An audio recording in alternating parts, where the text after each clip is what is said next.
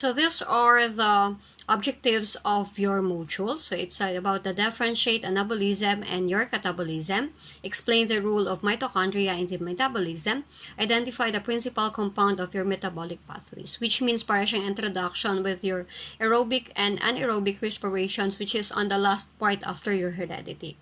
Okay, in your the purpose why kinat ko siya kasi I want that this heredity ay magiging life niyo. Kasi yun ang important sa psychology students. So, in your, about the overview of your metabolism is that the metabolism is the total chemical reactions which are present in all living organisms. So, which means that in order for us to live as a living organism, it is necessarily for us to undergo this metabolism. Ano ba yung metabolism? There are classified into two, which are the anabolism and then the other one, which is what you call the catabolism. So when you say anabolism class, it is the building up. So it needs an energy. It requires energy. But when you say catabolism, okay, it is the breaking down of food, which is the opposite of your anabolism. One of the examples of your anabolism is the photosynthesis, which is you need carbon dioxide and water, okay, in order, and the heat of the sun to produce glucose, which is ito yung pagkain ng ating or the food of your plants in order to grow and in order to have an energy and to produce an oxygen. So in photosynthesis, you are it is about the example of your anabolism, which is your the heat of the sun. Okay, you are using energy came from the heat of the sun to produce glucose and oxygen. Came from your carbon dioxide and your water. Okay, in terms of catabolism, it is the breaking down of compounds which is into the simplest form. So, for example, in your digestive process, diba, you have to eat food and it breaks down into smaller particle through the use of your teeth or through the process of mastication, and the salivary glands produce a saliva to moisten the food. So, it goes into your stomach, into your small intestine for final absorption, and these nutrients are distributed throughout your body. So that's an example of your catabolism. There are different organs which are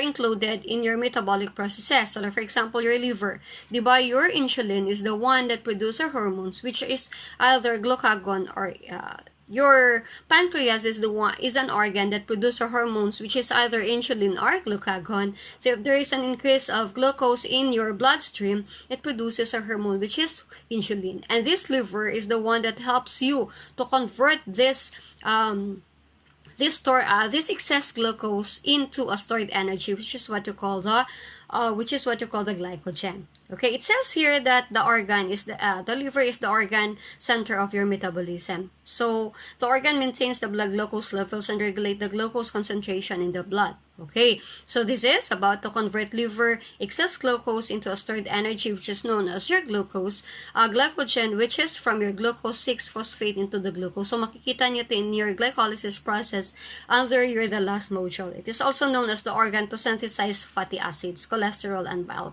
salts. And the liver, aside from the kidneys, is an organ. So as I have said, the glucose 6-phosphate.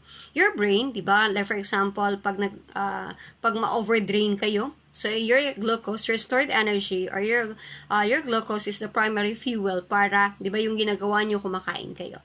Di ba, yun, kumakain kayo ng candy, na masasarap, di ba, pag kayo ay kumukuha ng exam, has no capacity to store the energy.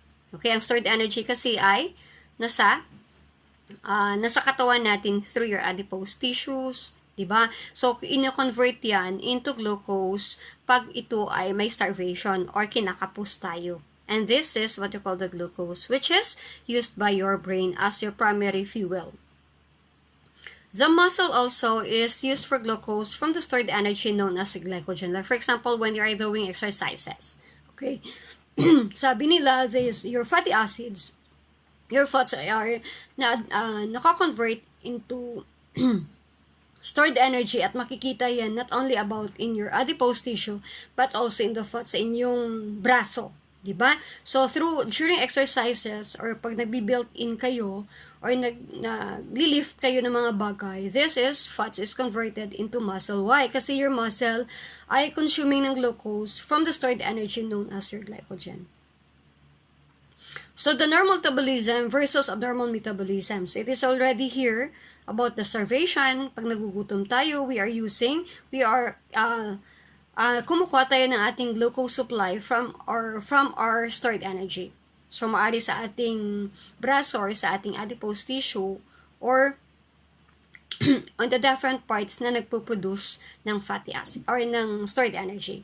Exercise, ito rin sinasabi ni teacher. During pregnancy, di ba mapapansin nyo, dahil dalawa ang nanghihingi ng pagkain. So, meron tayong mga stored energy yan na ginagamit ng ating anak and at the same time, ng pregnant women. Lactation, ganun din sa pagpapadede. Diba? So, dito kinukuha sa stored energy ang ating mga excess, ang hinihingi nito about the normal metabolism in order to adapt the body. How about when say abnormal metabolism? So, for example, if you are deficient in nutrition, so mga non-nutritious yung kinakain mo, ito ay nakakasama din.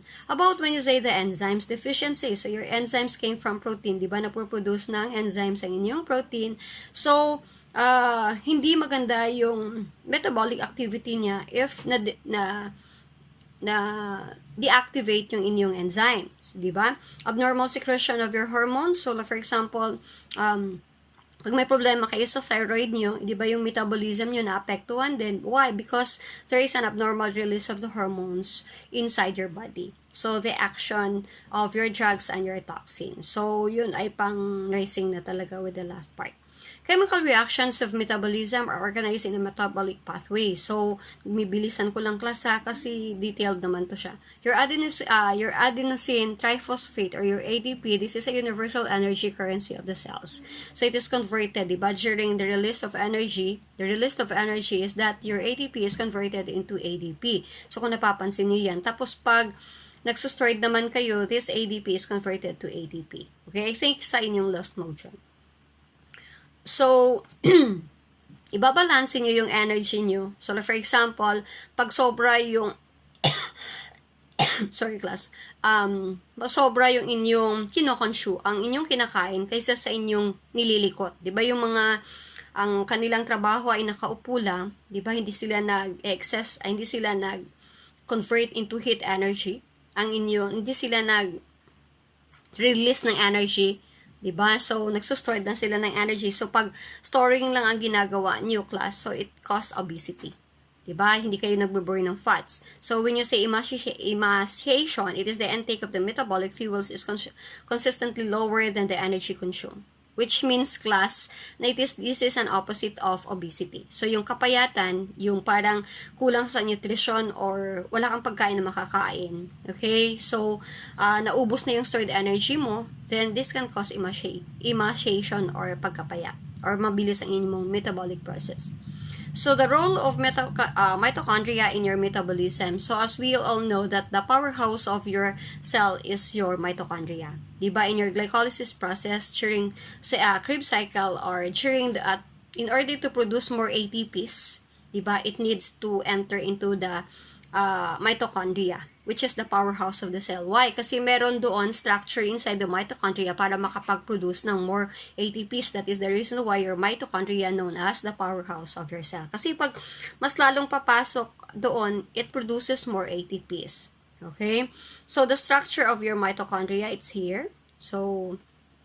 So the metabolism and your energy storage. So, as I have said, dito na ako sa last part class it's about the catabolism and anabolism, the building up, and then the breaking down of foods. So, kailangan ng protein, carbohydrates, and fats ay kailangan i-digest muna or i-break down muna into a smaller particle para ma-digest at ma-distribute throughout the body.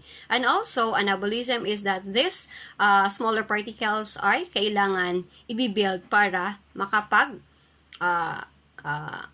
para to synthesizing and produce this protein. So, like for example, during protein synthesis, which are necessarily this protein, ay necessarily for enzymatic activity, so on and so forth. Okay, so that is the end of your catabolism and your anabolism.